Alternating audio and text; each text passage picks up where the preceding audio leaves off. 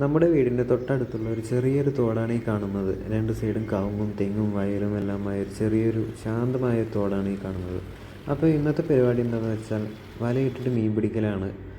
അപ്പോൾ ഞങ്ങൾ നല്ലൊരു സ്പോട്ടൊക്കെ കണ്ടെത്തി തണ്ടാടി വല വെച്ചിട്ടാണ് നമ്മൾ മീൻ പിടിക്കുന്നത്. അപ്പോൾ രണ്ട് സൈഡും തണ്ടാടി വല എല്ലാം സെറ്റ് ചെയ്ത് വലയിൽ കുടുങ്ങിയ ഇലയും കമ്പും എല്ലാം ക്ലീൻ ചെയ്ത് വല ഉറപ്പിച്ച് വെക്കുന്നുണ്ട് നമ്മൾ താഴെ. ഇതിന് ശേഷം ഞങ്ങൾ അല്പസമയം വെള്ളത്തിൽ നിന്ന് കയറി നിൽക്കുന്നുണ്ട്.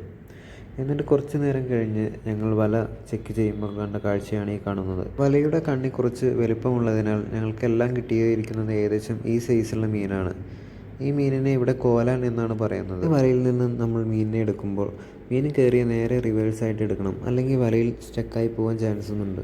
നമുക്ക് ഇന്ന് അത്യാവശ്യം മീനിനെ കിട്ടി. ഏകദേശം ഈ സൈസുള്ള മീനുകളാണ് നമുക്ക് കിട്ടിയിരുന്നത്. നമുക്ക് കൂടുതലും കിട്ടിയത് കോലാൻ എന്ന് പറയുന്ന മീനാണ്. അതിനുശേഷം വല വളരെ ക്ഷമയോടുകൂടി കെട്ടി ഞങ്ങൾ വീട്ടിലോട്ട് തിരിച്ചു.